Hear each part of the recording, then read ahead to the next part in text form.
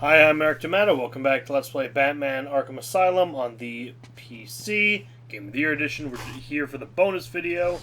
I gotta grab one more secret. It's a Chronicle of Arkham. And then we'll have everything unlocked. We will have all the stuff. And I've heard something will happen. I'm not sure what, but something will happen.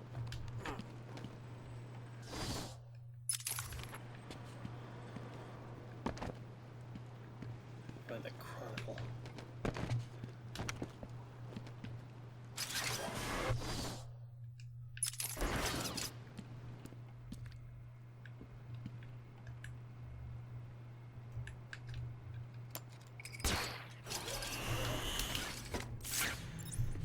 Right, this one. The wall we gotta pull down.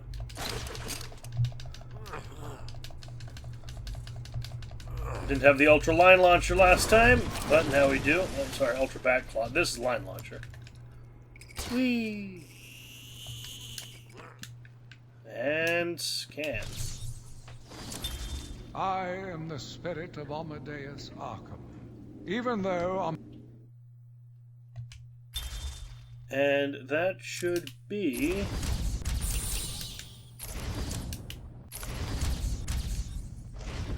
every single one of Nigma's fucking riddles. What? You did it? I did it. You must have cheated. There is no way you could have beaten me. Well, you asked for it, Batman. My final challenge for the whole of Gotham is just seconds away. What? Sirens. The police. You cheated, Batman. You couldn't have outsmarted me. I rarely use the guide. Open up! No. I just kind of explored. Open the door now! No! Down on the ground! Down on the ground! No! Tell me, how did you work out where I was? Do you hear me? I, Edward Nigma, Ha! So that's the Riddler dealt with. So, as promised, it's bonus time.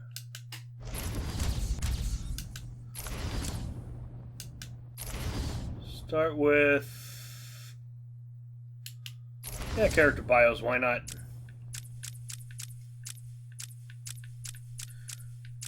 Start with the Batman, with the man himself, Batman! Story. Nice picture there. Looks a little goofy and parody, but whatever. When his parents were gunned down in front of him, young Bruce Wayne resolved to rid Gotham City of the criminal element that took their lives. He trained extensively to achieve mental and physical perfection, in addition to mastering martial arts, detective techniques, and criminal psychology. Dressing as a bat to prey on criminals' fears, Batman fights crime with the aid of specialized gadgets and vehicles, operating out of a secret Batcave below Wayne Manor. Real name, Bruce Wayne. Occupation, CEO, philanthropist. Base of operations, Gotham City. Eyes blue, hair black, height 6'2", weight 210 pounds. First appearance, Detective Comics number 27, May 1939. Attributes. Trained to physical and mental peak. Arsenal of gadgets, vehicles, and advanced technology. Inventor, detective, genius-level intelligence. Expert in most known forms of martial arts, trained in all aspects of criminology, mastery of the physical sciences, computer expert, master of disguise, photographic memory, trained in stealth and espionage techniques, expert escape artist. Bruce Wayne. Born to the wealthy Wayne family, Bruce Wayne had an idyllic childhood. Although he was given a strong sense of justice by his moralistic and philanthropic parents, Thomas and Martha. After their violent murder at the hands of a mugger, Bruce dedicated his life to battling the criminal element that took their lives. He left Gotham for many years to train his mental and physical abilities across the globe, finally returning to take up the mantle of the Dark Knight. Fact, real name, Bruce Wayne. Bruce Wayne's real name is Bruce Wayne? Never would have guessed. Attributes, all that. Okay, so that's That just seems like lazy filler. Thomas and Martha Wayne. Story. Thomas Wayne was a gifted surgeon and heir to the Wayne fortune.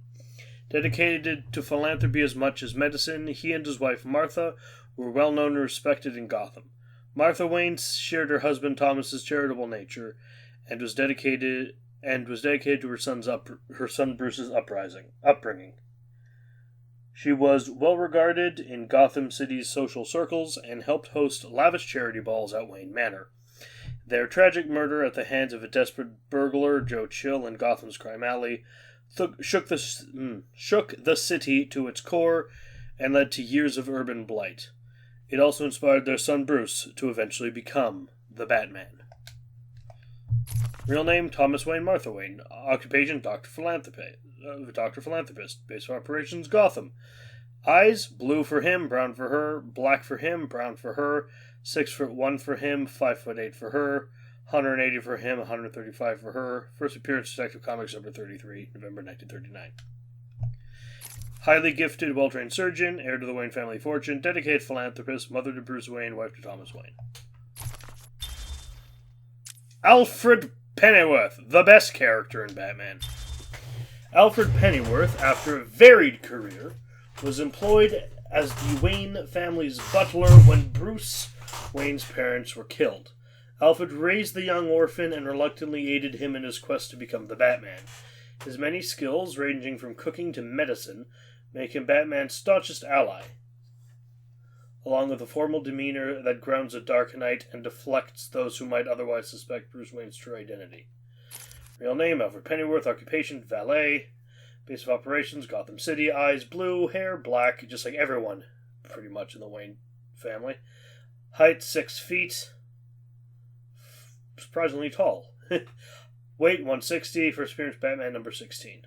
May 1943. Attributes: skilled actor, trained in emergency medical techniques, proficiency with mechanical and computer systems, expert in domestic sciences, unflappable manner. Unlike Batman, Alfred is willing to wield firearms in time of crisis. Oracle! This is a sad one. The daughter of Gotham City's police commissioner James W. Gordon, Barbara Gordon was forbidden by overprotective father from joining the GCPD. Instead, she took on the identity of Batgirl and was a crime-fighting partner of Batman for years. But all that ended when the Joker shot her through the spine. Paralyzed from the waist down and confined to a wheelchair, Barbara adopted the new identity of Oracle and now aids the Dark Knight with her computer expertise, providing Batman with a constant stream of information in the field to aid his battle against crime. Real name, Barbara Gordon. Occupation, information broker. Base of operations, Gotham City. Eyes, blue. Hair, red. Height, 5'11". Weight, 126. First appearance, Detective Comics number 359, January 1967. Attributes: eidetic memory, almost total recall of everything she sees and reads, extensive headquarters in Gotham City's clock tower filled with information archives, high-level hacking computer skills. Now, the main bad of this game. Story. An insanely homicidal supervillain, the Joker's white skin, green hair, and blood-red lips belie the chaotic nature underlying his cartoonish appearance. The self-styled clown prince of crime has no superpowers beyond a capacity for incredible violence and a skill at creating deadly mayhem. He frequently concocts elaborate schemes to entrap his arch nemesis Batman. Some versions have him be immune to poison, but that's just some versions. Facts: real name unknown, possibly Jack Napier if we go by the Tim Burton movies, or Arthur Fleck if we go by Joker. Occupation: professional criminal. Base of operations: Gotham City. Eyes, green. Hair, green. Height, 6 feet. Weight, 160. Experience, Batman number 1. I always read it like his height at around like 6'6". Like Joker was fucking tall but fucking skinny. First appearance, Batman number 1, spring 1940. Attributes: underpendent homicidal maniac, albeit without a precise psychological diagnosis. Surprisingly strong hand-to-hand combatant, except in this game where he's basically a big monkey, just like in the Batman. His past is unknown. Conflicting, unconfirmed reports state that he was a failed comedian, a petty thief, and a broken family man. Employs various deadly weapons, often based on party gag items. Frequently uses a toxin that stretches victims' face into a Joker-like grin and causes death. Now! Interview tapes. Finally! We've been collecting these all game. Tape patient interview. Subject has no recorded name. Alias listed as the Joker. In the room is Warden Sharp and myself, Dr. Young. Oh, is this another one of those boring psych evaluation tests? No, it's not. So, you're the famous Joker. In the flesh. So, Doc, do you want me to look at the ink blots again? The first one is a kitten I had when I was a child. The second is, let's see, a dead elephant. The third is a... Funny. Now let's skip the jokes. Skip the jokes? Hey, Sharpie, didn't she get my permanent record? Be quiet, clown. Every doctor that has ever interviewed you claims a different type of psychosis.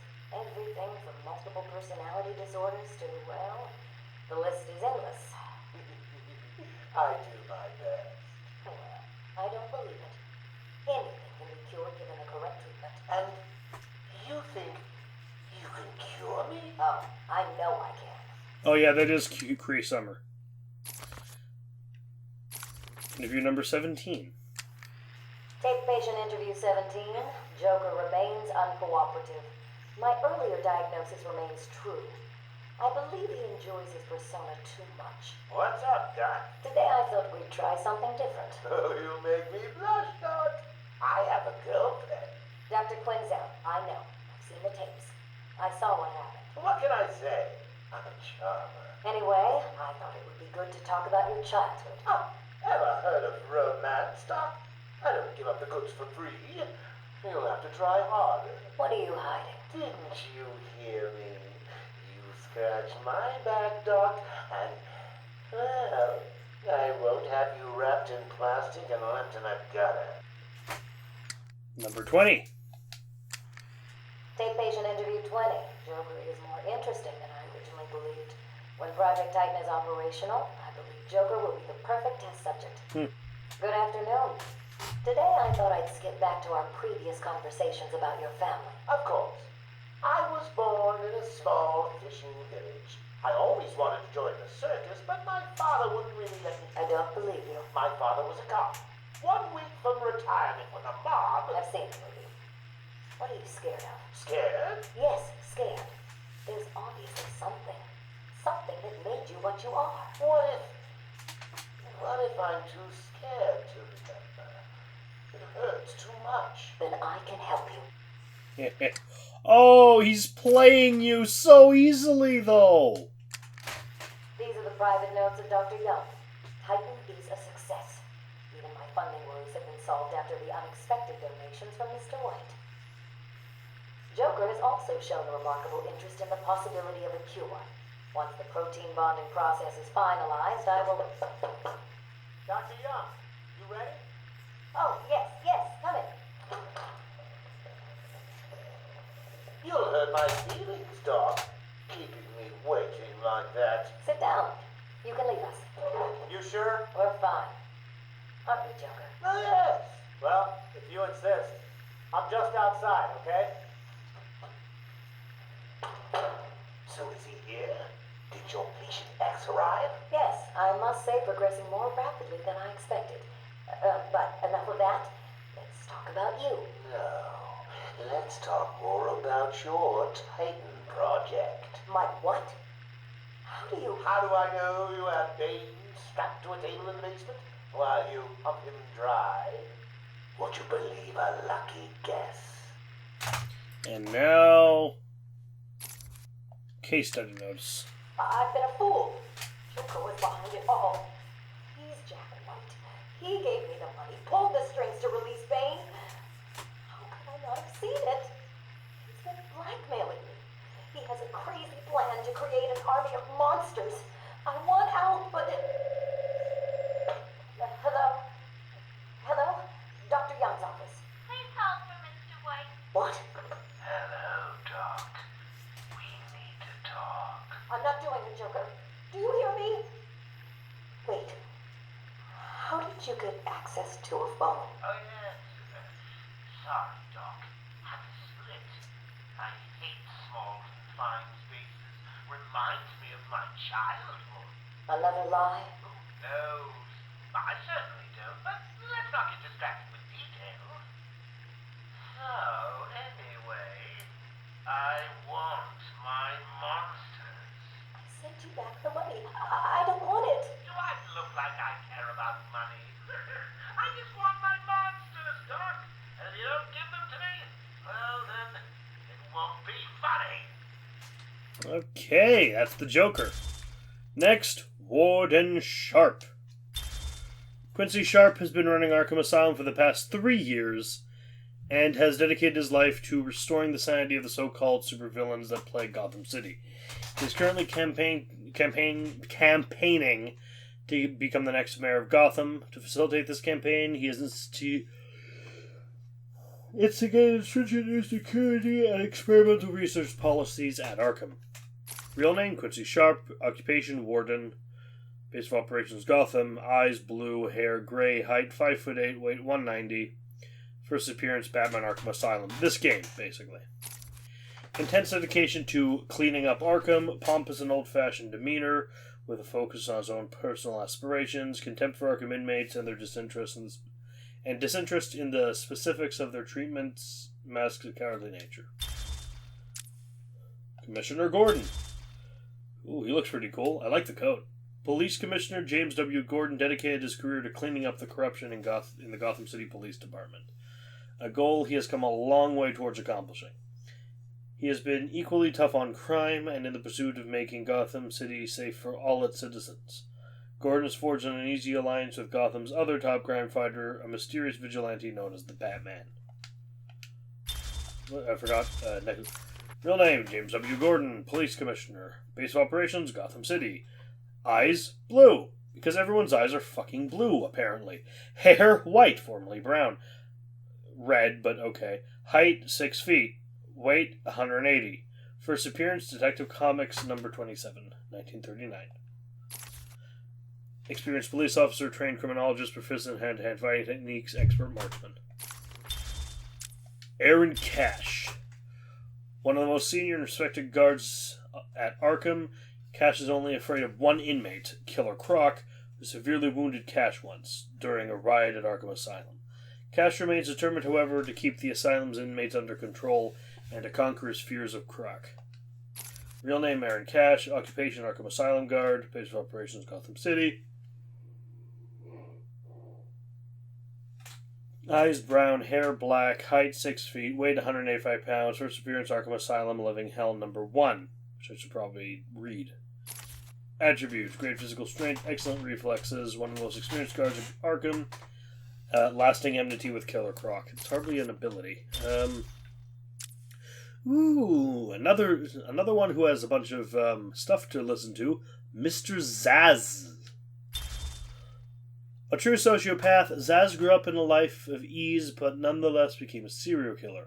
Indiscriminate in his prey, body count is the only thing that matters to Zaz. He takes pleasure in arranging corpses of his victims in lifelike poses before carving a mark on each of his victims. For each of his victims into his own body, he is saving a special spot for the Batman. Real name, Victor Zaz. Occupation, professional criminal. He's hardly professional. All he does is stab people. It's not a joke. He's just a hobby. He's a criminal hobbyist. Eyes blue, hair blonde. None at the moment, and he's room to carve. Height 5'8", weight 150. First appearance, Batman Shadow of the Bat, 1992. As one of the darker, quote-unquote, edgier, less entertaining Batman villains, he's a 90s creation. Attributes: sociopath with no regard for human life, no pattern for killing, making him difficult to track, compulsive need to kill others, yet still somehow killing him would be a bad thing for Batman. I mean, I even get, like, not killing the Joker because you won't have stories. There aren't stories with fucking Victor Zaz. Alright, patient interviews. Taped patient evaluation 1. Patient name is Victor Zaz. Diagnosed clinically insane after the murder of at least 20 women in the Gotham area. Victor. I'm Dr. Cassidy. Seeing as this is our first session, let's spend some time getting to know each other. I don't need to know you, Miss Cassidy. Everything is meaningless. Don't you think that's a very negative outlook on life, Victor? You've no doubt read my file. Yes, I have. It says you come from a wealthy family, that your parents died, and how you lost all the money gambling. And none of it matters. Why do you keep saying that, Victor? Because the only thing that does matter is the mark. Have you seen my work, Miss Cassidy? If you're referring to the marks on your... Of course I mean my talent marks. And I have a space for yours. Do you want to see where? Interview number 5. Taped patient evaluation 5. Victor is not responding well to treatment. Victor, yesterday we spoke about the people you killed. Ah, the zombies. They are all people, Victor. They are zombies. Continuously shuffling through the daily grind, waiting for someone to liberate them. You mean kill them? The police report states that you've murdered, or liberated if you like, 20 young women in the last 3 months. Each had her throat slit and was left posed. They were all lucky to be chosen to receive my gift. I doubt they would agree with you. Really? How about you, Miss Cassidy? As you take the elevator to your apartment each night, open the 6 locks to apartment 433. Remember you forgot to buy your cat food. Again, How do you know as where you sit down on your favorite red chair, cat on lap, just waiting for something to happen. I can make it happen, Sarah. I am your salvation. Spooky. Huh. Patient's name is Victor Sass. New doctor. For the record, the patient has transferred from Dr. Cassidy, who is on leave after the incident last week. Hello, Victor. Please, take a seat. Guards, you can leave us. Sorry, Doctor. Warden's orders. I can't leave you alone with him. I understand. Hello, Victor. How are you feeling today? Victor, I can't help you if you don't speak. Depressed. Does that help you? Can you get into my mind, Doctor? Why depressed? I'm just thinking about the one that got away. The one I chose. I needed the mark. I want the mark! Ooh, that's getting spooky. Victor has been more subdued recently. Response to medication has been poor. Touching. Hello, Victor. Is there anything you'd like to talk about today? Touching. Victor! This is going nowhere. Touching. Guards! Touching. Get him out of here! You heard the doctor. Get out. Touching. Didn't you hear me? He's got a knife! Ah! Get a drink in him! Get a drink in him! Oh, God! He's on Bill! He's cutting him! Get him off! Get him off! We need help here!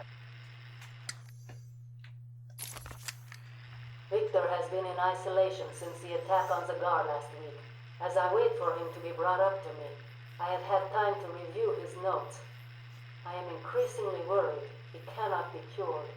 He has no empathy for his victims. Deep down, I believe he views all of us as potential victims. Doc, are you okay? What's happening? It's Zaz. He broke out of isolation. He's gone. Oh, God! Don't worry, Doc.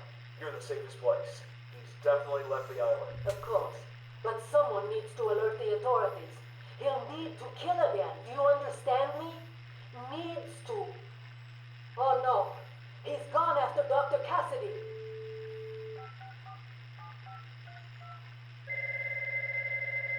Hello? Sarah, it's Gretchen. Listen to me. Hold on. There's someone at the door. Sarah, do not answer the door. Can you hear me? Do not answer the door. It says he's free. Okay, as much as I find Zaz a lame fucking character, his audio tapes are some of the seem like they might be some of the best in the game, because that was fucking suspenseful. A full-on slasher story told in nothing but audio. I like it. Dr. Penelope Young. Penny Young was always a brilliant student who was prepared to do anything to advance professionally. She has built up a reputation for being a cold, calculating woman, focused only on the project at hand.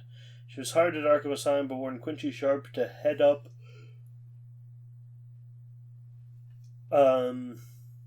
Arkham's research department and to finally restore sanity to the more deranged of Gotham City supervillains.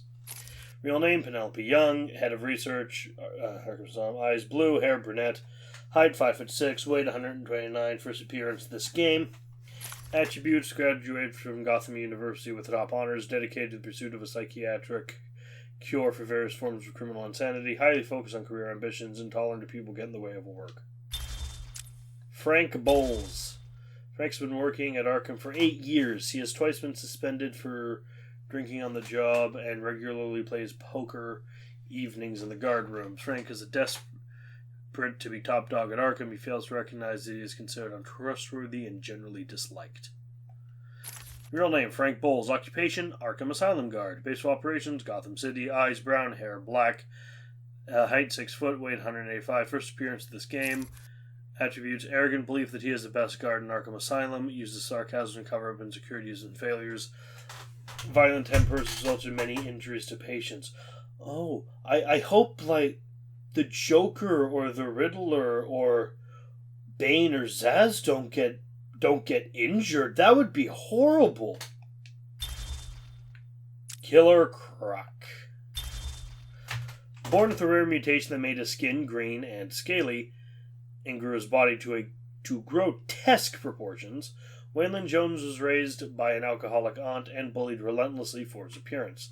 He briefly worked as a carnival freak under the name Killer Croc, but his misanthropy grew, as did his bestial nature, pushing him to a life of crime. As his physical condition and mental state deteriorate, Killer Croc becomes a more bestial foe, increasingly detached from humanity. And actually, he's really only interesting thing I've seen done with him is, because he's a slightly nobody villain, is he got the shit kicked out of him by Bane in Nightfall to show how badass Bane is. Okay, next. Real name, Waylon Jones. Occupation, wrestler, gangster, murderer. Oh, alligator wrestler, gangster, murderer. Base of operations, mobile, but still Gotham City. Eyes yellow, hair none, height 11 feet. Jesus fucking Christ.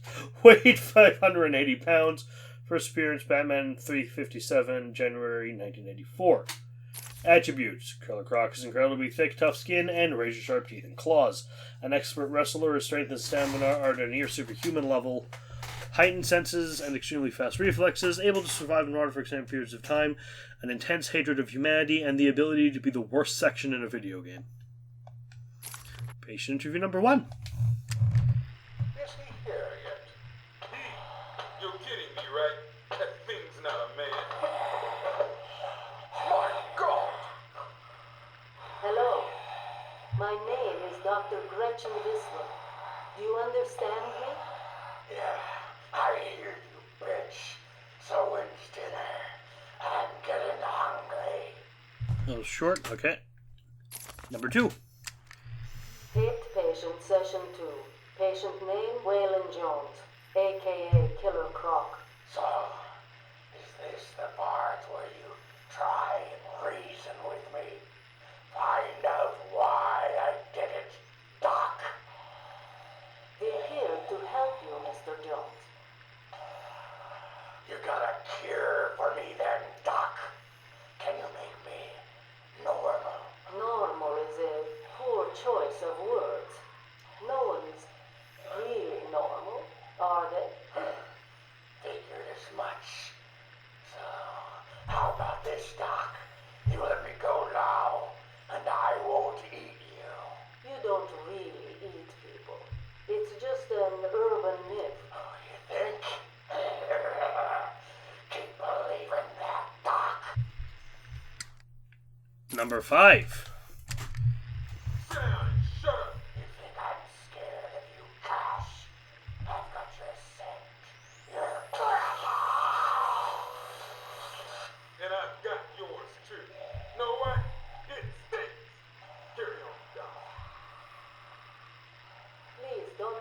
again, Mr. Cash. It's not helping. I'm sorry about the problem, but what can we do if you insist on hospitalizing 3 guards? Strap on whatever you like, Doc. This thing just tickles. I'm happy to wait here. Wait for the bat.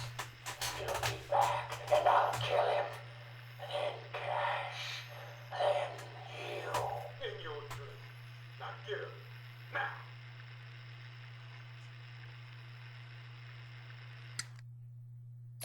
Interview 6. Patient interview, Ellen Jones. Progress has been slow. What happened back in that house? Just business. Business? What kind of business practices result in a house full of mutilated corpses? I don't like having my time wasted. Someone doesn't pay. They need a lesson. They owed me. So you killed them, tore up their bodies. The police never found all the pieces. They should have looked in the sewers. Are you saying you hid them there? After a while. Usually takes about 8 hours. Time to go, Brock. Get him. And finally, Patient interview. Waylon Jones, a.k.a. Killer Croc. Last night, the patient was pacified after a breakout attempt. Guardian Cash is in hospital. Reports state that the patient attacked Cash and in the struggle consumed his left hand.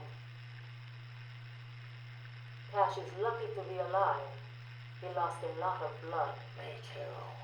I nearly choked on that bony hand of his. That's disgusting. He could have died. He's just food to me. And once I get a taste, I want the rest of the meal. You know what I mean. Get him out of here. Now. Got your set too, lady. I'll see you around. Tick tock, tick tock.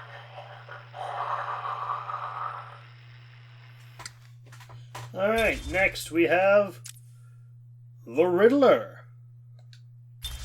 Story. With an obsessive-compulsive need for attention, Edward Nygma is determined to be the most outlandish of Gotham's city's criminals.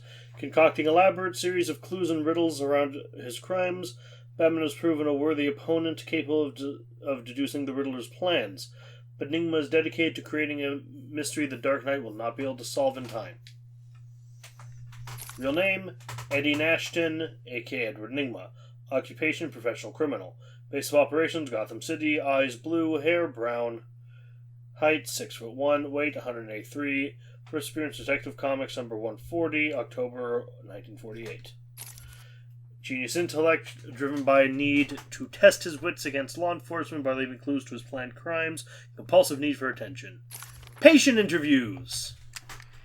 Patient interview 21. Patient's name is Edward Nygma, also known as the Riddler. So, Edward, Warden Sharp tells me you've been leaving threatening riddles scrawled on the asylum walls. Again. One would have to be severely paranoid to read threats into harmless riddles, Dr. Young. May I test you with one?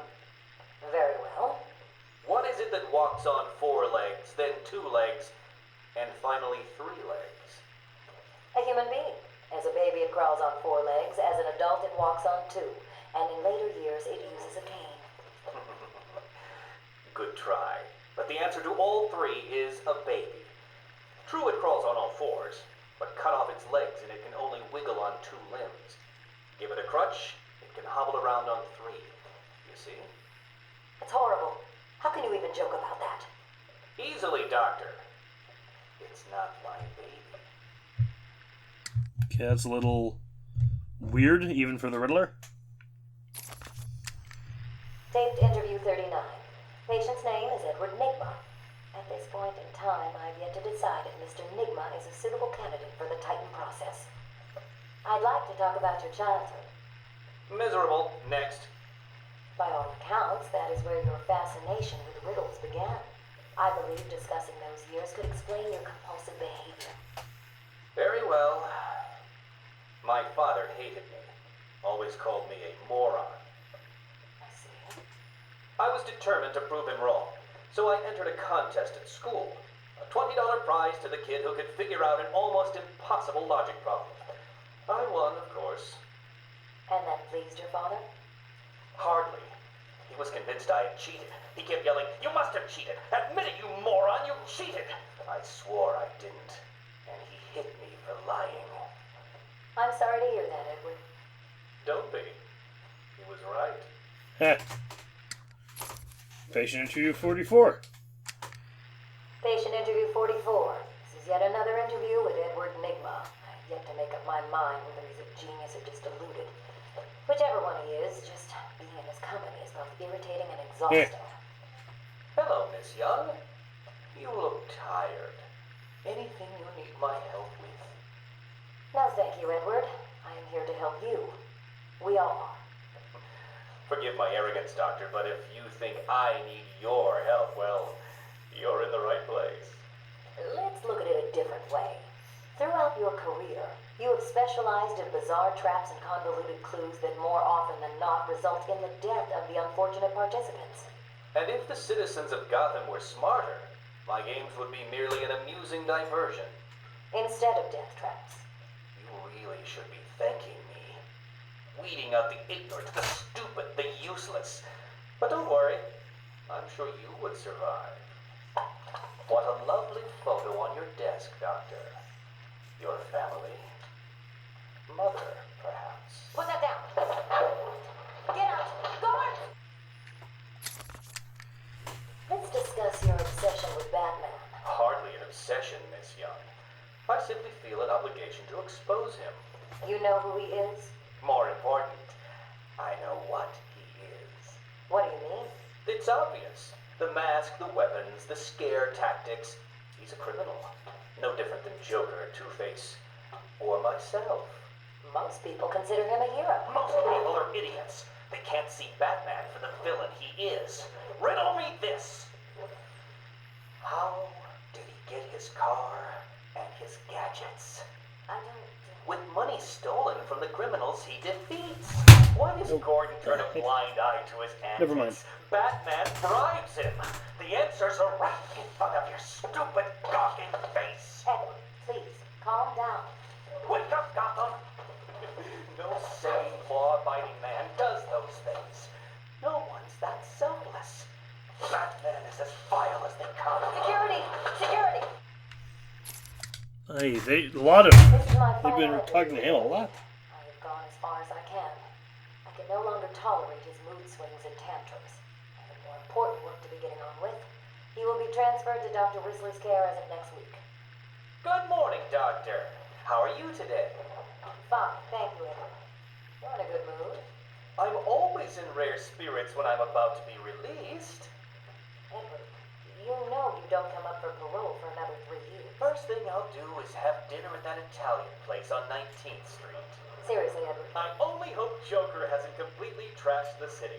Oh well, I'm sure I'll find out soon enough. Wait, have you been in contact with the Joker? He escaped Arkham weeks ago. And yet, one hears things. What things? What have you heard? Oh, something about a surprise party for Batman. I forget the rest. You know Joker. Yak, yak, yak. Edward, if you know anything, you have got to tell me. Lives could be at stake. What did Joker say? You forget, Doctor. I'm the one who asks the riddles. Ooh. Next, Poison Ivy. Botanist Pamela Isley was transformed by a science experiment gone wrong into a plant-human hybrid. With chlorophyll flowing, those are the words that don't go well together, through her veins instead of blood, she developed a toxic touch and a pheromone-fueled talent for seduction. Her crimes have become more ecologically focused as she has increasingly abandoned her human side, identifying more with the natural world. The unique brand of eco-terrorism often puts her in conflict with Batman, whose iron will usually serves to protect him from his protective powers. Real name, Pamela Lillian Isley. Occupation, professional criminal. Base of operation, Gotham City. Eyes green, hair red. Height, 5'8", weight 115 pounds. First appearance, Batman 191, June 1966. An ability to encourage and direct the growth of all plant life. Plant genes mixed into their DNA make her an unpredictable and formidable physical opponent. Exudes natural pheromones that enable her to exert control over victims. Skin secretes a toxin that can make her touch deadly. A pathological drive to rid the world of humanity and make it safe for plant life. Patient interviews. Number 41. Patient interview. Pamela Lillian Isley, November 12th, 11:33 a.m. Good morning, Pamela. How are you today? Fine. Today is a special day. What do you mean? This is the anniversary of my new life. When I found my true self, my destiny. Are you referring to the event with Dr. Woodrow? Yes. What else? Of course, at the time, I thought Jason had poisoned me. But in retrospect, he did me a huge favor. And why do you believe what he did has helped you? He showed me the bigger world. A world I should protect. Of course, my first offer was rejected. Offer? You tried to kill everyone in Gotham. Well, sometimes you need to prove back hard in order to make something flourish. Number 42. Patient interview. Pamela Lillian Isley, November 14th, 10:21 a.m. Hello, Pamela. Today I'd like to go back to something you said in our last conversation. Ask me anything you like.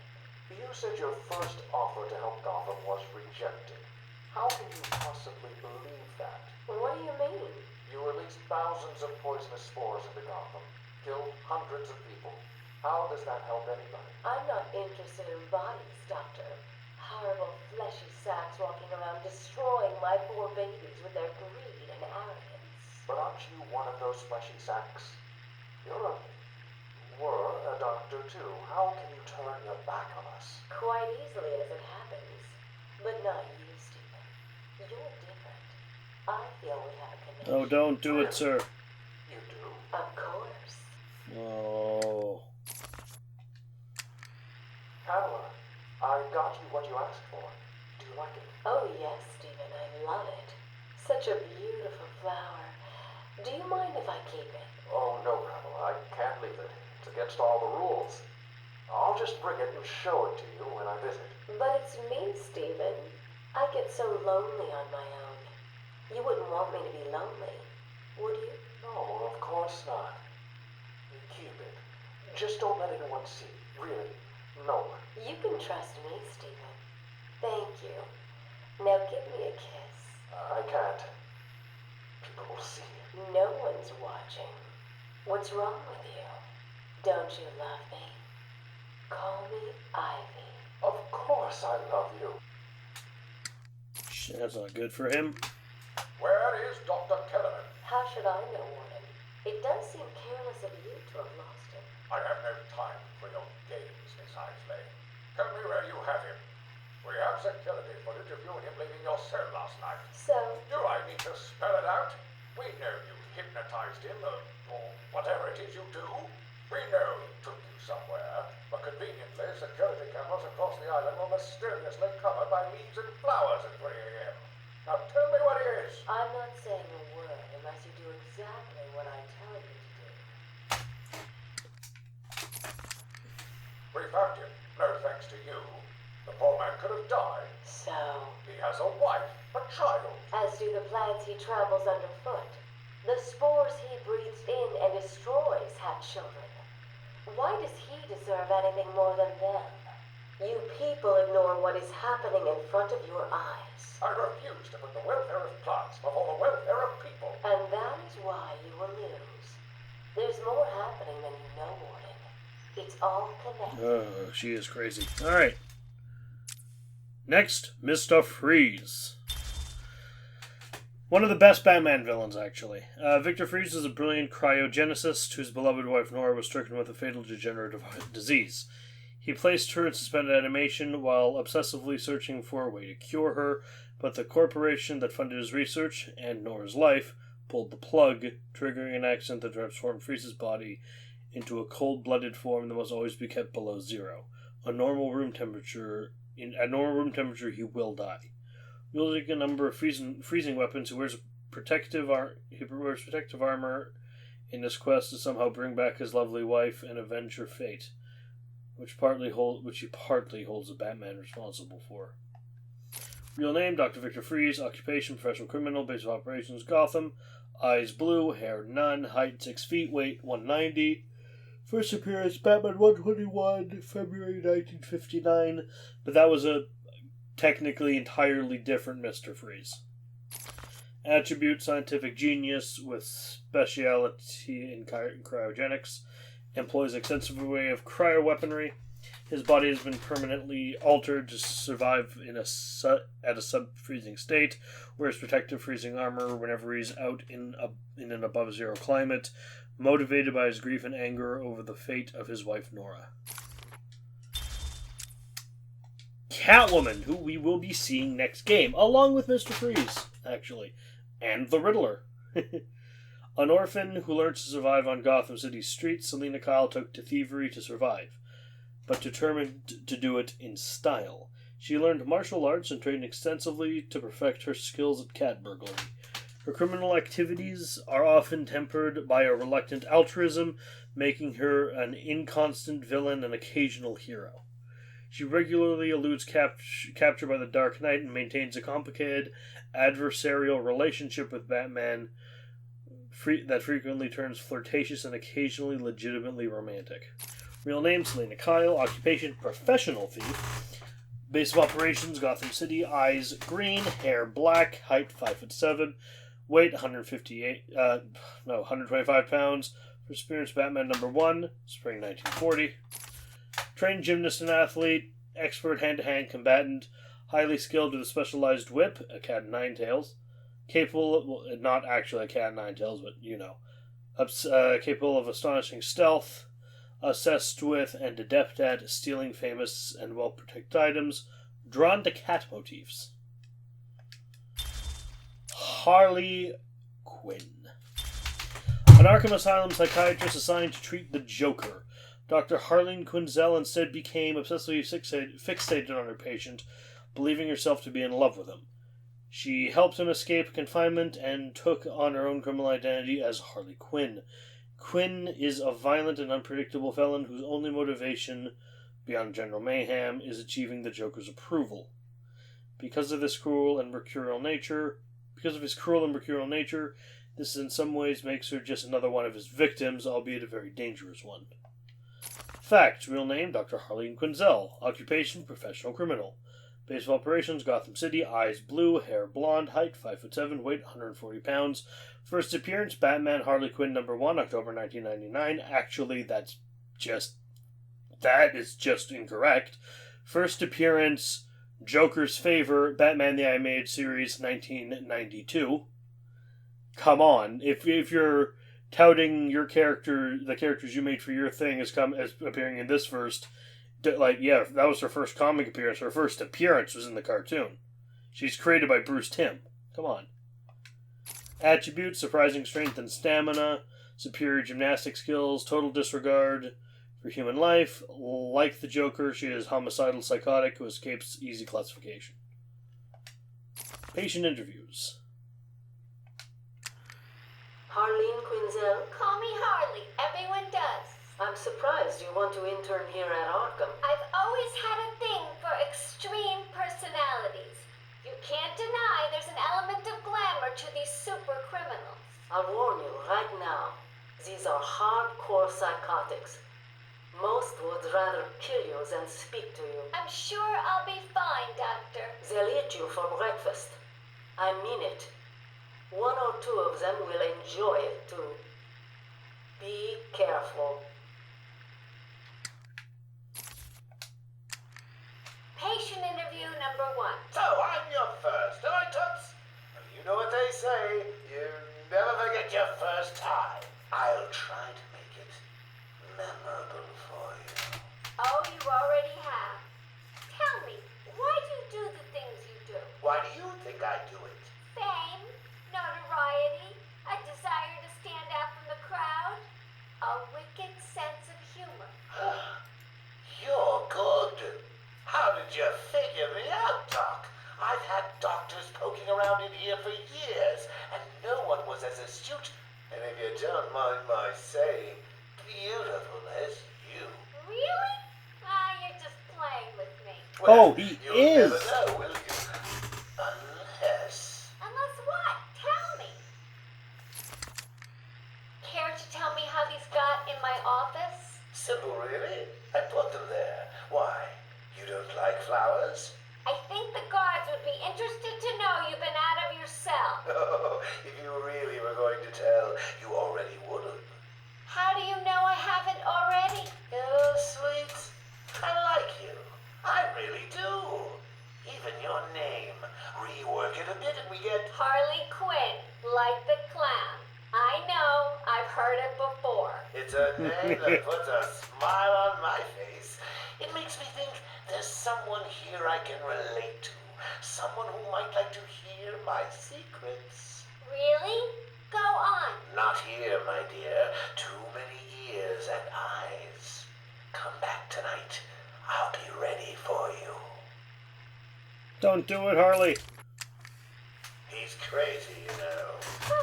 Batman? No, Santa Claus. Of course, Batman. Always Batman. I've seen it in his eyes. Screaming mad stalkers. And dishonest. Hiding his face behind a fright mask. Well, no masks for me. I have nothing to hide. I laugh at the cruel absurdity of the world. But Batman, he's got them all fooled. He's made them think he can make a difference, that he can actually make things better. And the joke of it is, they all believe it. The police? The police, the media, the frickin' junior rangers. Every last sack of walking meat in this urban cesspool. Listen, sweets. Batman knows we're all on the same funhouse slide into madness. Why won't he admit it? He's up there in his belfry laughing at us. And the real gag is the miserable liar is allowed to run free while I'm in here. That's really incisive. Then you understand, don't you? You know why I do what I have to do. You know Gotham's only real savior is me. That's an interesting look at it. Of course this one's on April Fool's Day. I got what you wanted. You did? I mean, good. How did you smuggle it in? Actually, I don't want to know.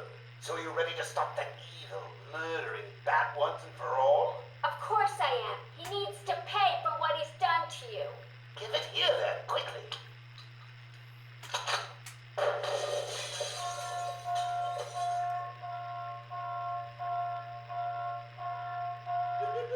Come on, Doc. We've got ourselves a bat to kill. Doc's outputting. Say hello to your new and improved Harley Quinn.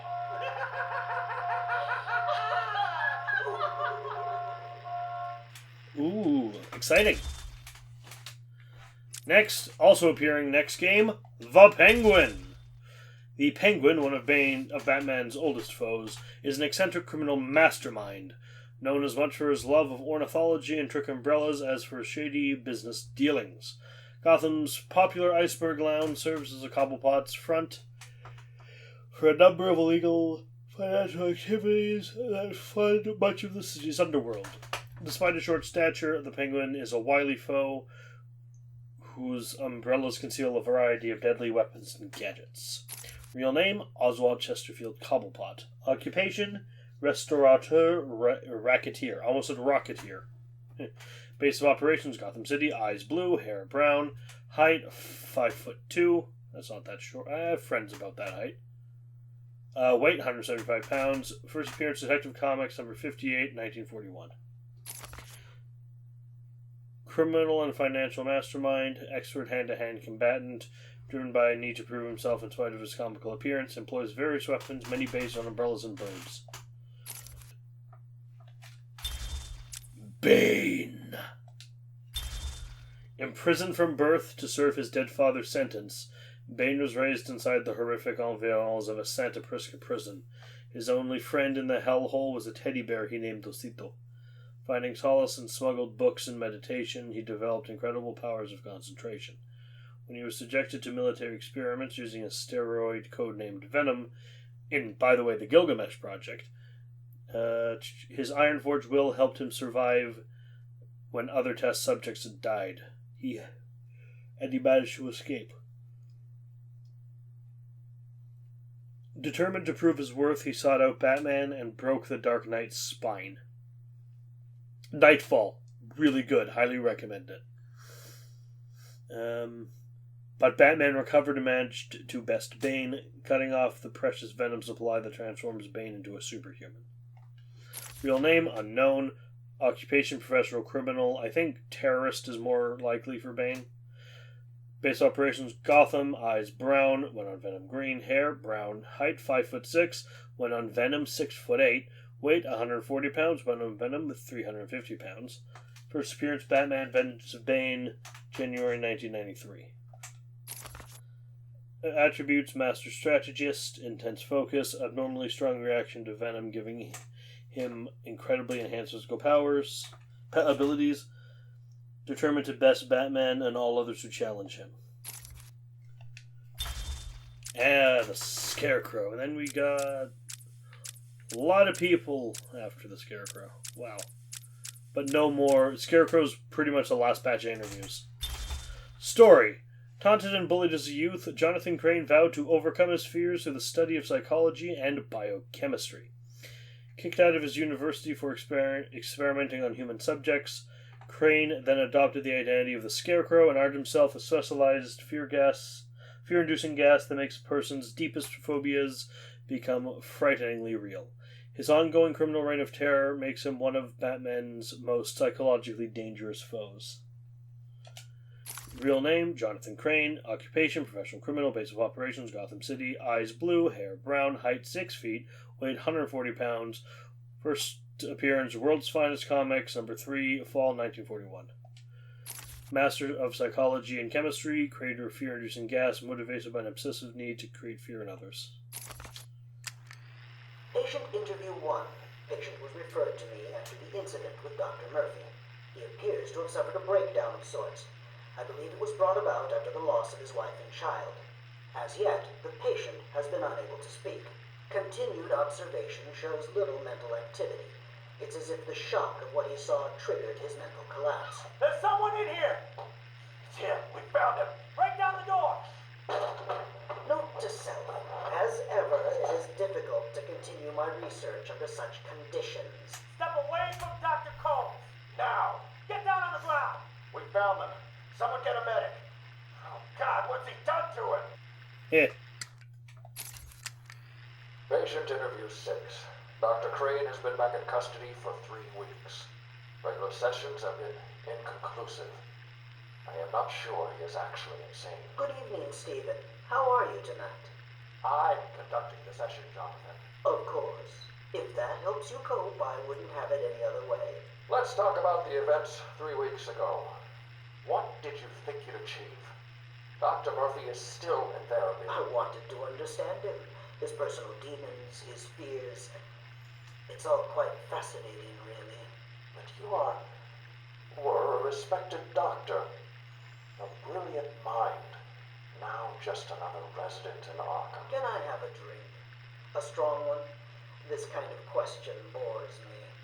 I'm afraid not. Interesting choice of words, Doctor. Tell me, what are you afraid of? Patient interview 9. Dr. Crane continues to evade questions. I believe he is quite sane, just evil. He takes no interest in the people he has hurt. His research appears to be the only motivating factor in his life. What is it about fear that drives your obsession? Fear drives everything, Stephen. Everything. Your life is governed by fear. Every decision you make is a product of that fear. Don't be ridiculous. You married your wife. Margaret, isn't it? Because you were scared of dying alone. You have children because you're scared of leaving nothing behind that really matters.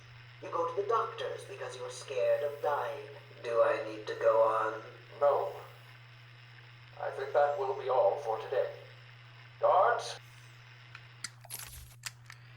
Today I have another interview with Crane. I cannot say I am looking forward to it.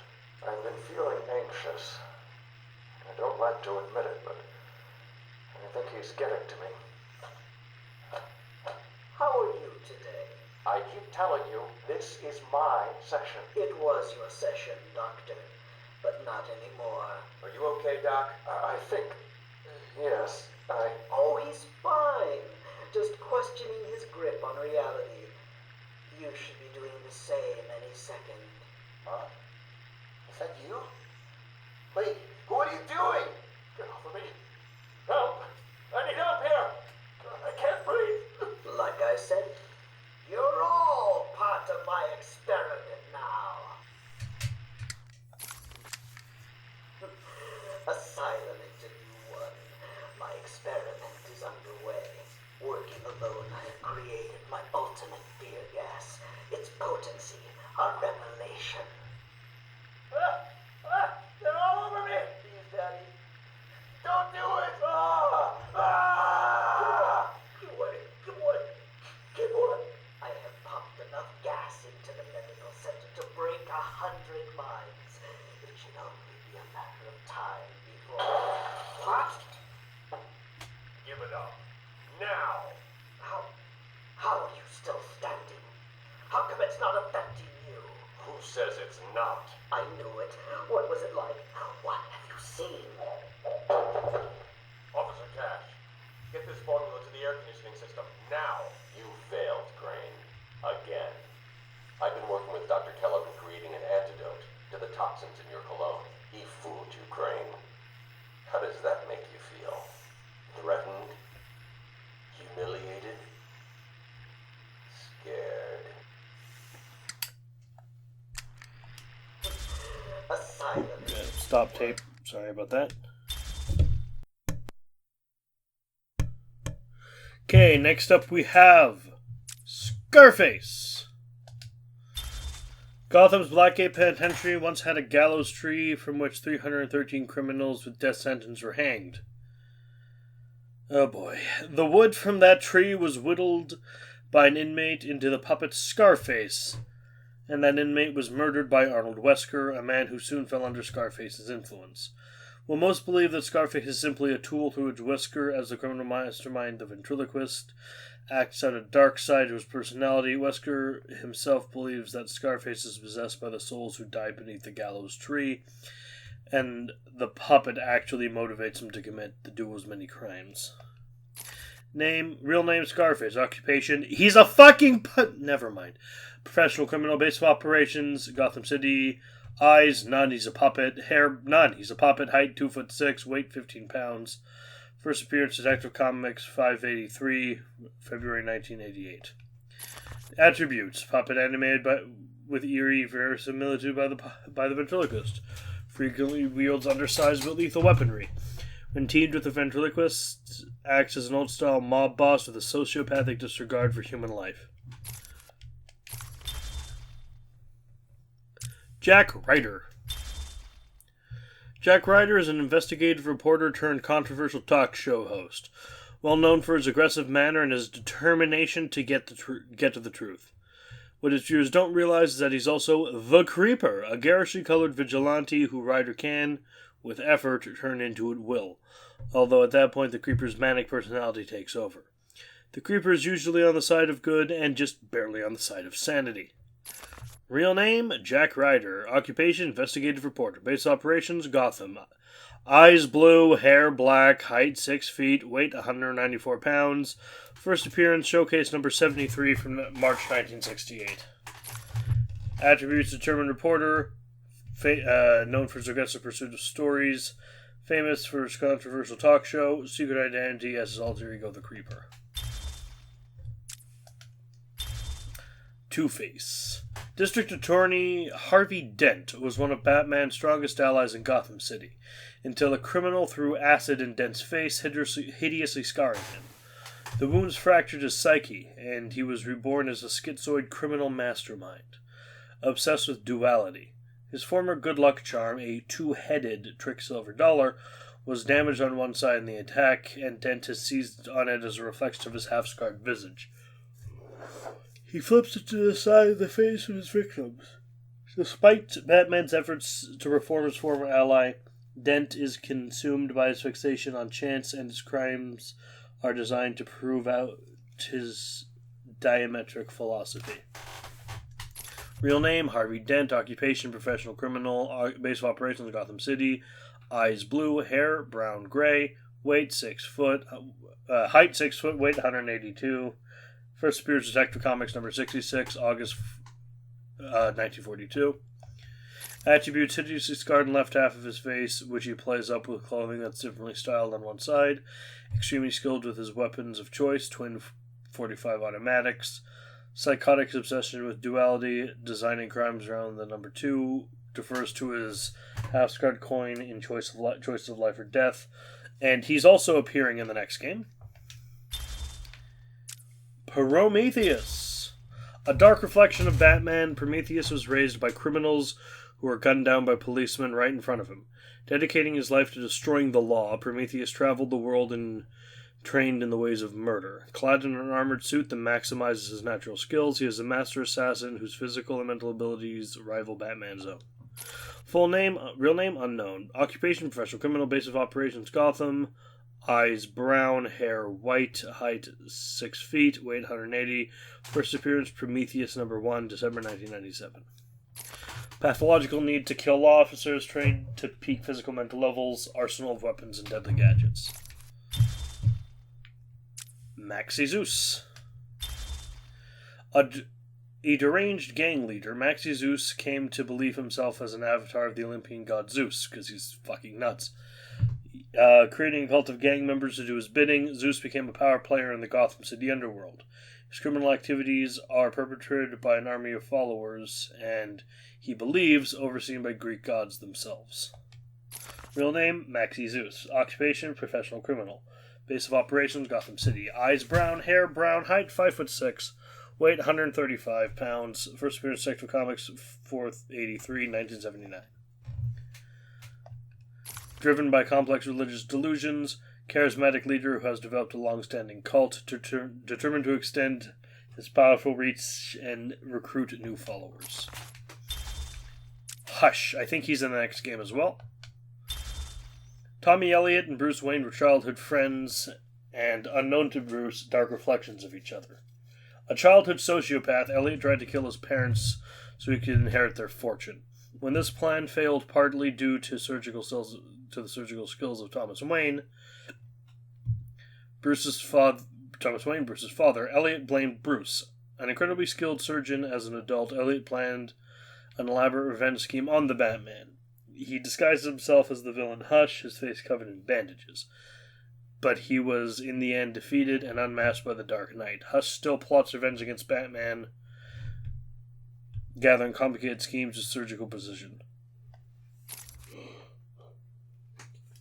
Real name, Tommy Elliot. Occupation, surgeon. Base of operations, Gotham City. Eyes brown, hair reddish brown, height 6'3", weight 225 pounds. First appearance, Batman 609. Number 609, 2003. Attributes: great physical strength, augmented by hatred of Bruce Wayne. World-class surgeon capable of extraordinary medical breakthroughs. Master of disguise, determined to destroy Bruce Wayne. Mad Hatter, also appearing next game. Obsessed from a young age with Lewis Carroll's book Alice's Adventures in Wonderland, Jervis Tetch, an expert hypnotist, embraced a delusion that he was the incarnation of the character in the story, the Mad Hatter. Using his skills for mesmerism, the Mad Hatter had committed many crimes, often themed around the book, that inspired him and his love of hats and headgear. Going so far as to implant his hats with mind-controlled chips to amplify his hypnosis skills. Above all other headwear, however, he covers Batman's distinctive cowl and will stop at nothing to acquire it. Not one of the better Batman villains. Real name, Jervis Tetch. Occupation, professional criminal. Base of operations, Gotham City. Eyes blue, hair red, height 4'11", weight 115 pounds. First appearance, Batman 49, November 1948. Master of hypnotism and mind control. Obsessed with hats, especially one-of-a-kind items. Delusional schizophrenic with a fixation on Alice in Wonderland. Ra's al Ghul, also appearing next game. Story. Little is known of the early years of the nearly immortal Ra's al Ghul, whose name means the demon's head, but it is known that he has lived for many centuries due to the Lazarus pits, mystical and alchemical brews that restore his youth. A brilliant master of strategy and organization, Ra's al Ghul's goal is to save the Earth from ecological devastation by destroying most of its population. He recognizes Batman as both a worthy foe and a possible ally, except that Batman cannot accept his dystopic worldview. Batman also shares a love-hate relationship with Ra's daughter, the beautiful Talia. Real name, unknown. Occupation, international terrorist. Base of operations, mobile. Eyes, green. Hair, gray with white streaks. Height, 6'3". Weight, 210 pounds. First appearance, Batman 232, June 1971. Attributes: genius intellect and strategist, superior strength and stamina, superb hand-to-hand combatant trained over millennia, nearly immortal thanks to his Lazarus pits, commands a legion of followers dedicated to bringing his vision of an earthly paradise to fruition. The Great White Shark. A crooked financier who stole millions of dollars, Warren White thought he'd scored a legal victory when his insanity plea went through. But when he got to Arkham Asylum, he realized his mistake. Driven insane by the other inmates, he was also disfigured by an encounter with Mr. Freeze that left him without hair, nose, ears, or lips. Calling himself the Great White Shark, he filed his teeth into fangs to more perfectly resemble his new namesake. Putting his financial skills to use, he has become a major player in Gotham's underground crime scene, running a number of rackets from Marcel and Arkham. Real name, Warren White. Occupation, professional criminal. Base of operations, Gotham City. Eyes brown, hair none. Height, 5'11". Weight, 180. First appearance, Arkham Asylum, Living Hell No. 1, 2003. Brilliant financial skills, which he uses for a variety of criminal purposes. Scarred visage makes him resemble a shark. Teeth sharpened to points. There's so much. We're almost done. Okay. Whew. The Ventriloquist. Arnold Wesker was a timid orphan whose deep repression erupted in a barroom brawl, resulting in him being sent to Blackgate Prison. There he encountered the puppet Scarface and promptly murdered the man who'd carved the puppet.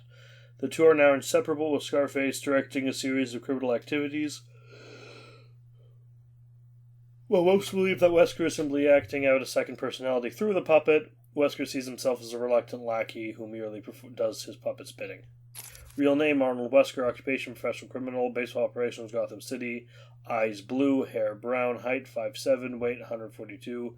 First appearance, Detective Comics 583, February 1988. Delusional schizophrenic with multiple personality disorder, obsessed with his puppet Scarface, whom he puppeteers with unsettling skill. When teamed with Scarface, the two operate as a criminal mastermind. Kill 'em off! Drury Walker was a minor criminal who adopted the identity of Cameron Van Cleer, a master criminal, who in turn masqueraded as the costume supervillain Killer Moth. He is a hired gun for Gotham's gangsters, but his ingenious weaponry, including his cocoon gun, does not protect him from his regular defeats at the hands of the Batman. Real name, Drury Walker, a.k.a. Cameron Van Cleer. Occupation, professional criminal. Base of operations, Gotham City. Eyes brown, hair brown. Height, 5'9", weight, 155. First appearance, Batman 63, March 1951. Obsessed with fame and identity change, skilled inventor, amoral, motivated by feelings of insecurity and inadequacy into criminal activities in an attempt to notoriety. Clayface. He's a major player next game. Initially an actor in horror films, Carlo went mad when he learned a classic film of his was to be remade with a different actor in the lead role. He took on the mask of the film's villain, Clayface, and killed several of the remake's cast and crew before being stopped by Batman and Robin. Later, Carlo joined the Mud Pack, an alliance of shape-changing mutated villains who would subsequently use the name Clayface. While that group was defeated, Carlo tricked his allies and injected himself with the essences of several of them, becoming a superhuman imbued with the abilities to change shape, melt others into protoplasm with a touch, and mimic the powers of heroes and villains he copies. Fucking powerful, this version. Real name, Basil Carlo. Occupation, professional criminal. Base of operations, Gotham City. Eyes red, hair none. Height 6'5", weight 265. First appearance, Detective Comics number 40, June 1940.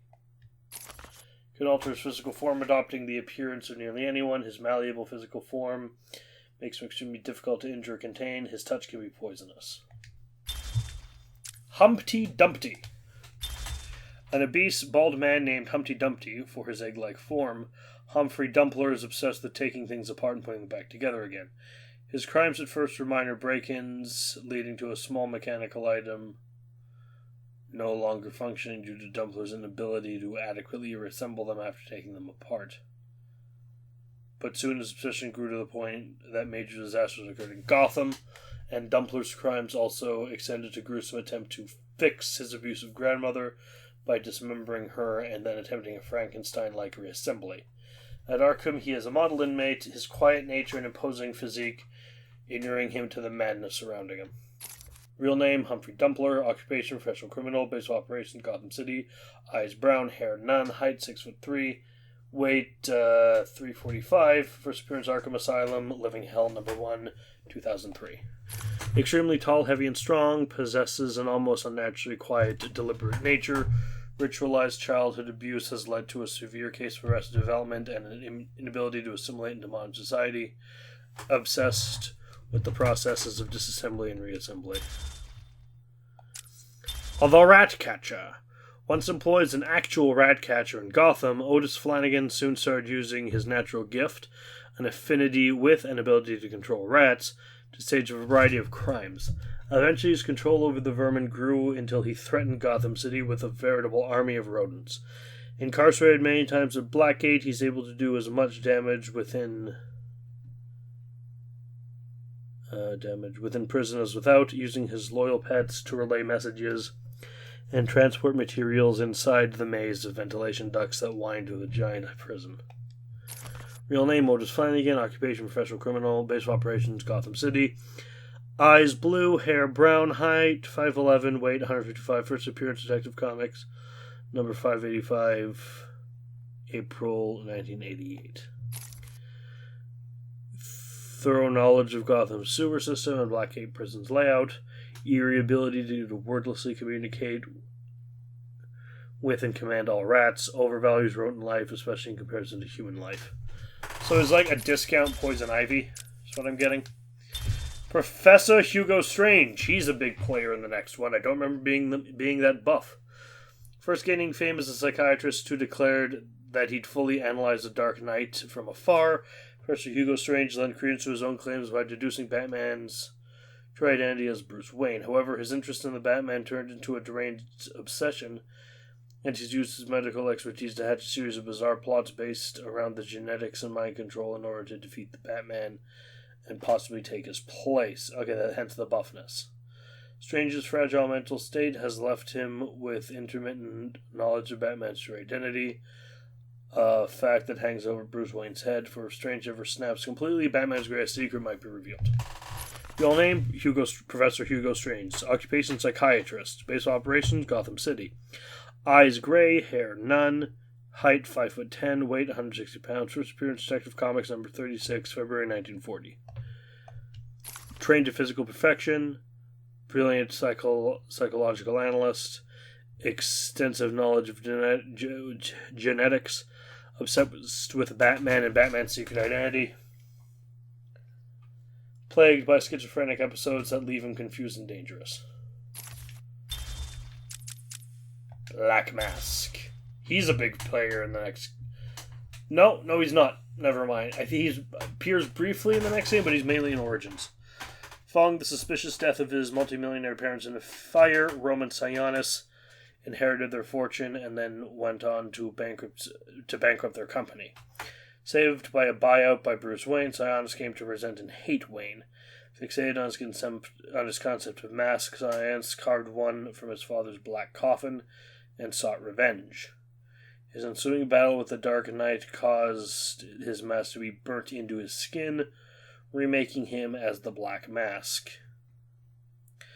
Sionis is now a feared gang leader and one of the most powerful mob bosses in Gotham, with a burning hatred of the Batman.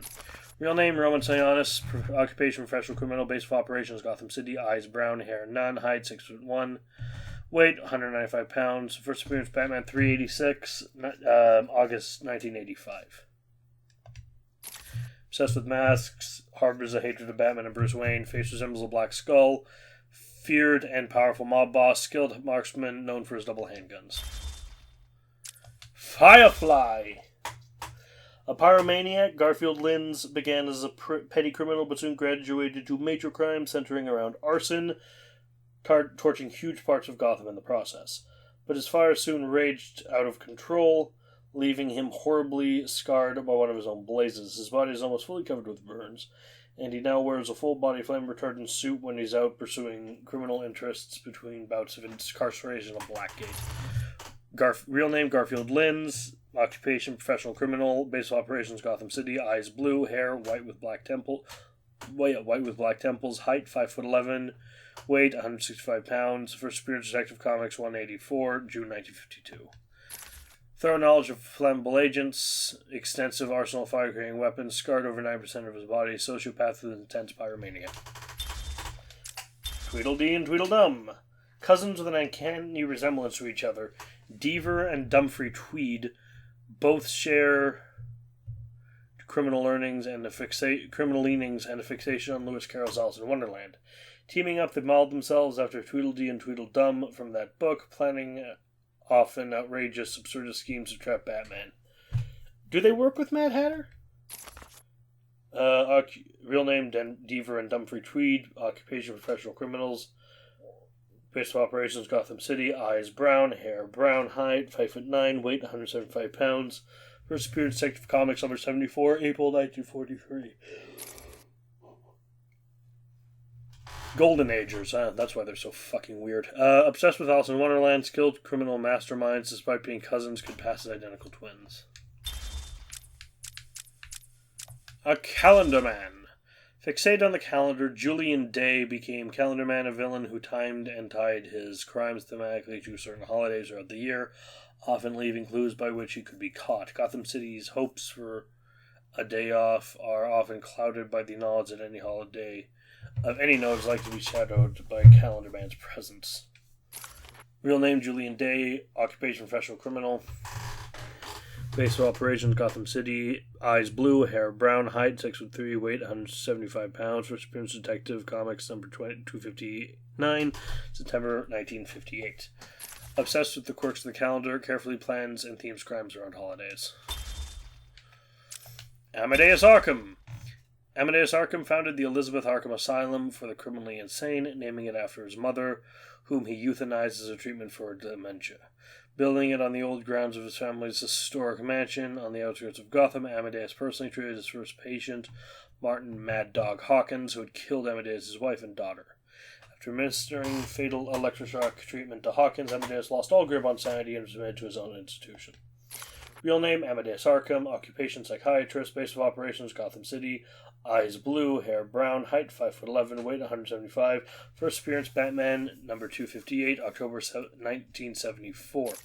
Highly respected psychiatrist and knows fall to insanity, heir to the Arkham land and fortune, delusional schizophrenic.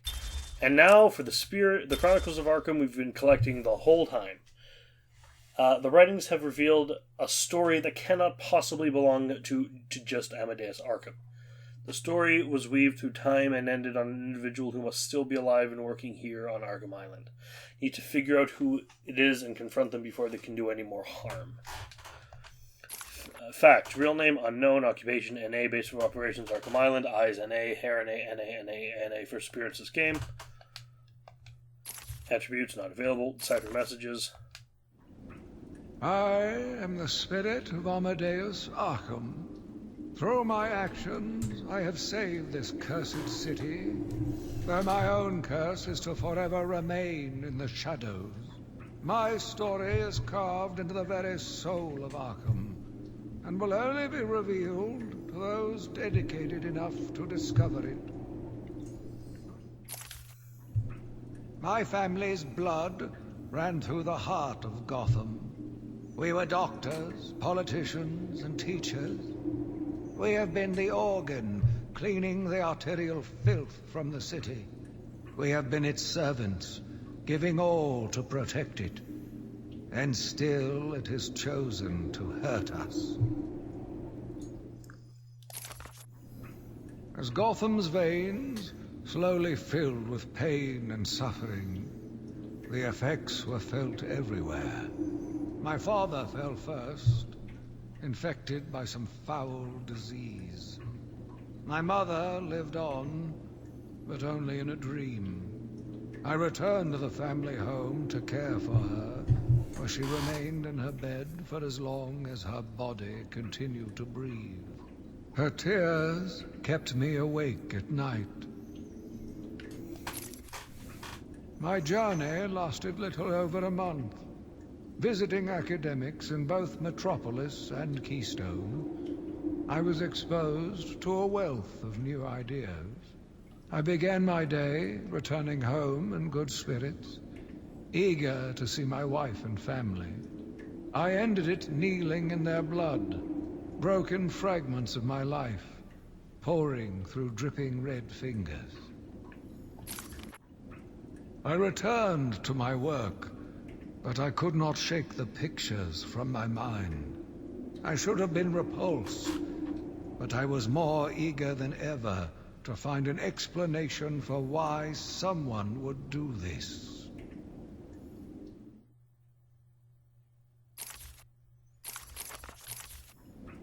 I returned to my work, but I could not shake the pictures from my mind.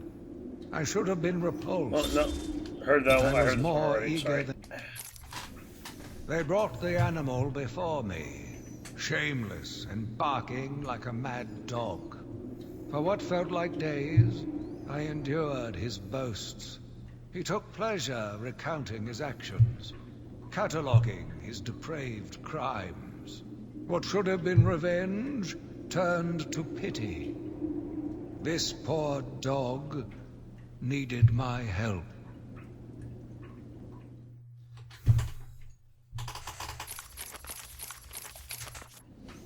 The island changed little over the years. Its reputation was in tatters, but I vowed to fix it. As the buildings were rebuilt, I saw the future. A bright, wonderful future.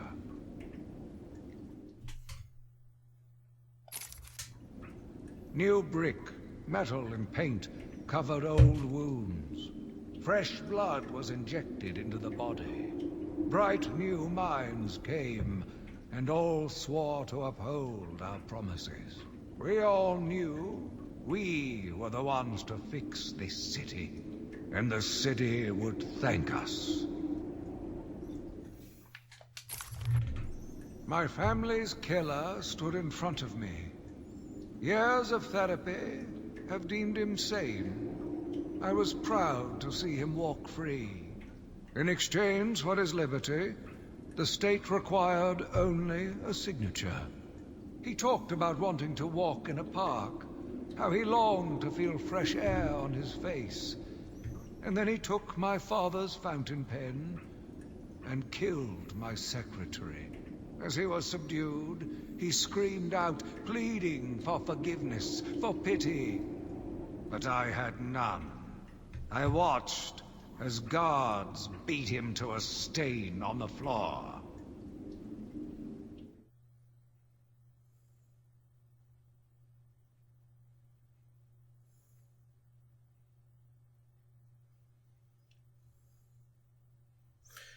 Okay, we're on 9 now? My family's killer stood in front of me. Yeah. Spring was a turning point, a new beginning, a glorious realization of my true destiny. My family's killer perished in an unfortunate accident. These animals cannot be cured. Like dogs, they only respond to discipline. And if that fails, then I was afraid that these accidents would have to continue. I took a walk around my island. I passed by the penitentiary and felt nauseous at the thought of the filth it contained. I looked out over the Gotham Bay, and in the distance I saw lights. No doubt boats bringing more filthy degenerates to my city. I swore again to protect her from this darkness. I argued with the latest group of young, eager doctors. They bored me with theories and ideas, proving that they had no theories on how to cure these animals. Only one shared my vision.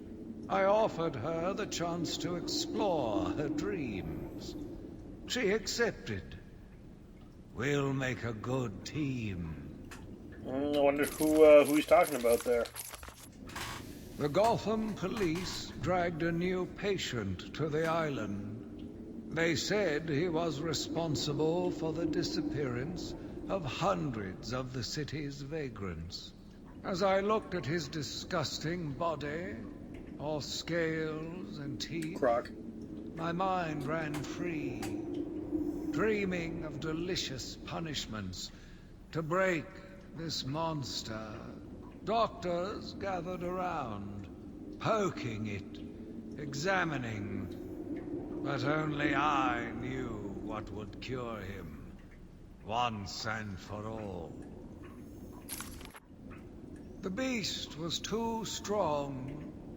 His animal savagery nearly cost me my life. I took my frustrations out on a lone patient. His case notes suggested he was a paranoid schizophrenic.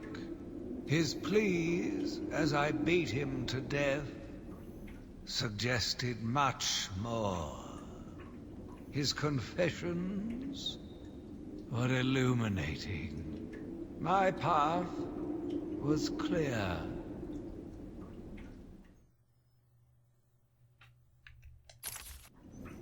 Every day I found the patients more distracting. Their insane mutterings and constant twitching disgusted me. There was only one way to cure this evil. Only one way to purify the city and ensure its future. I needed to prepare myself. I needed to be ready. I had a sudden pang of conscience. I sought counsel from my priest on the choices I had made. I asked him if it was a sin to kill in order to save a life. The holy man said all life was sacred, but a judgment would not be upon my soul if I acted to save another. I left the confessional with my soul uplifted, convinced more than ever I am doing a service not only to mankind, but to God as well. I watched in silence as he brought in the woman. Her skin now a venomous green. The wanton creature no longer looked like a human being, much less a woman. I'm assuming Ivy? The Bible says, "Suffer not a witch to live." Yet he has once again delivered this female atrocity to our care. Once I have dealt with the monster, I think it will be time to see if green wood does, in fact, burn. Sitting in the darkness outside of his cell, I watched the crazed twitching, listened to the disgusting words that came from his mouth. How can I let a dirty animal like this live? He is the cancer I have sworn to protect the city from. Wonder who that is. Zaz maybe, or Scarecrow, or Joker even. Curse me for a fool. How could I not see it until now? The monster had a confederate. I hid in the darkness near his cell and saw with my own eyes one of the doctors whispering. The monster. She looked at him through the transparent barrier with tenderness, with, dare I say, desire. My skin crawled with revulsion as she kissed the glass. Fighting the urge to dash the woman's head through the glass, I let her continue. The damnable clown might have shared secrets with her that would be useful once the mad dog has been executed. I'm sure the woman will reveal what she knows to me. If not willingly, then certainly under electronic persuasion. After that, a lobotomy, I think. Unfortunate for one so young. But her lust has put the reputation of Arkham at stake. Yes, a lobotomy. The very thing. There is no other way to ensure her silence in this regrettable matter.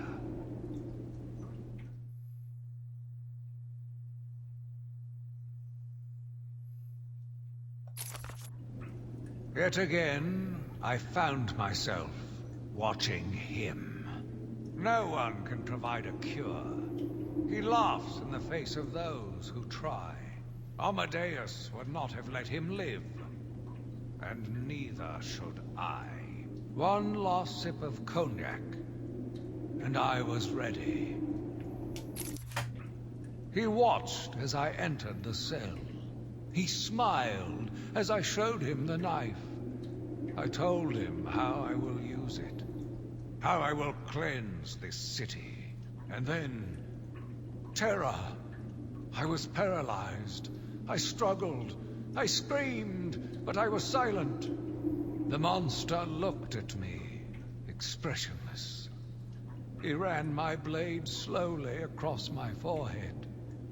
A smile cracked across his horrible porcelain face, and I heard the filth fall from his mouth. He laughed and called me that horrible name.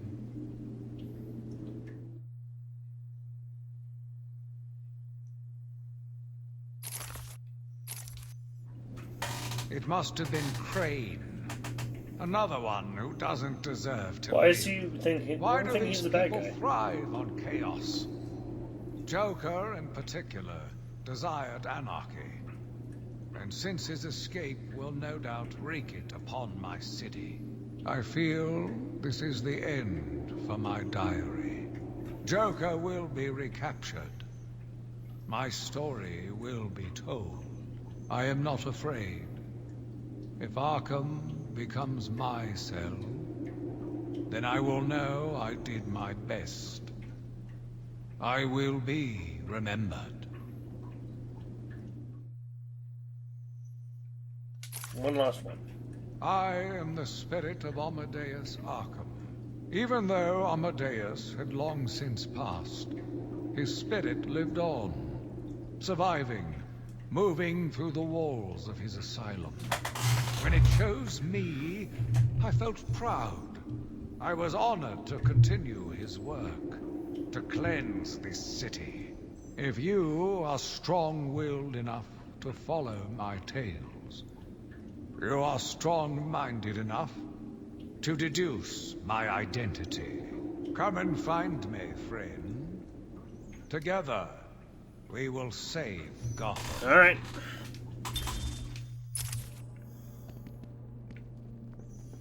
Let's go find him.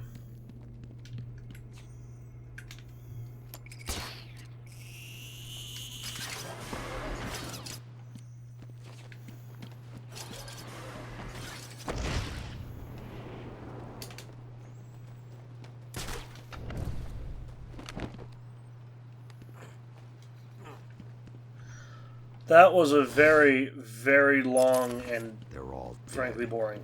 Joker was busy while I fought his monsters. He'll pay for this.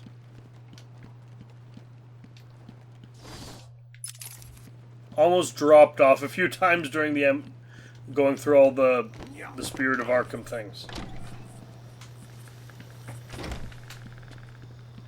But now we gotta find ourselves one Spirit of Amadeus Arkham.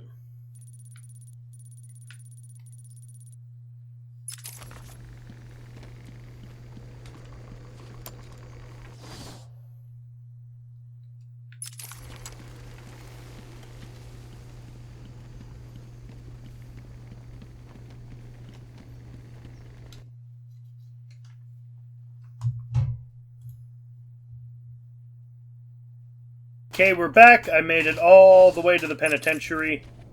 And we're going to go into the security room. We're going to find our mysterious Spirit of Arkham.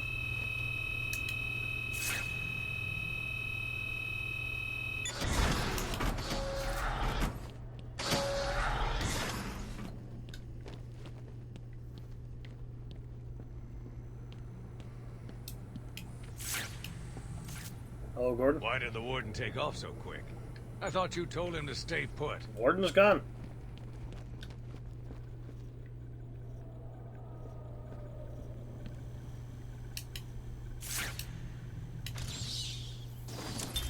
My name is Quincy Sharp, the spirit of Amadeus Arkham.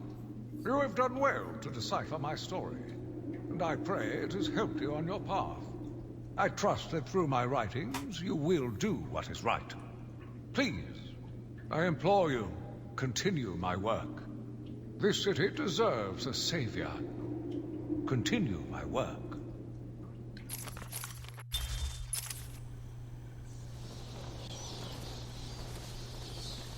And with that, we only have one thing left to do now. Since it's not available from here.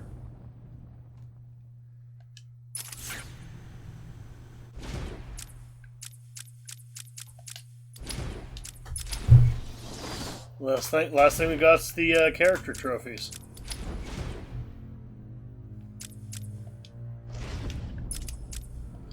We got Batman.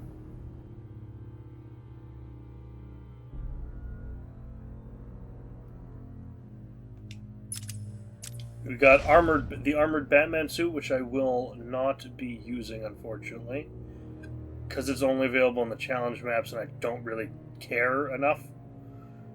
I don't find the challenges they have very fun, so I'm not going to be wearing this, but it does look really cool. The Joker!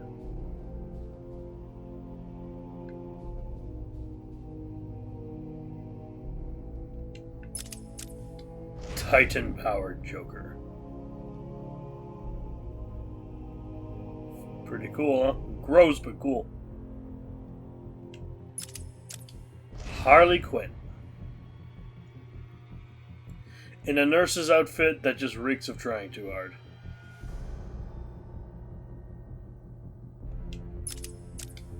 Poison Ivy.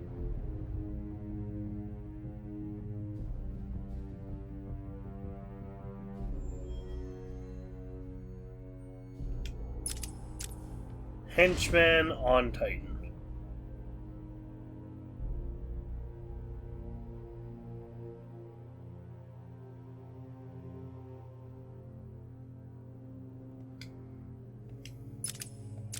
Scarface. And he has a little Joker smile and green painted hair for this. Killer Croc.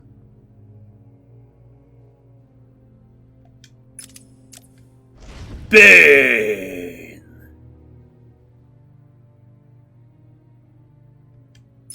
I think he's in Arkham. He is also in Arkham City. The Batwing. The Scarecrow. The fucking lame guy. Fucking Victor Zsasz. Aaron Cash and other guards.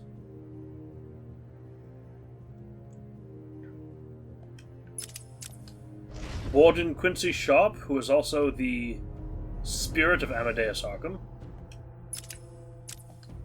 Commissioner Gordon without his coat. Makes the hat look a bit weird. Frank Bowles, the traitorous son of a bitch. Arkham inmates. Okay, those are a little unpleasant to look at. Black gay prisoners are the ones who've been fighting this whole time.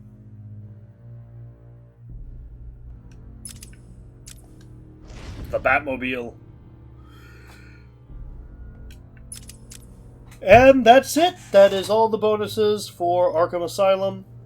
As I said, we'll have more of the story in Arkham City coming out eventually. Ciao. Hi. Thanks for watching. This has been played and recorded by me, Merrick D'Amato.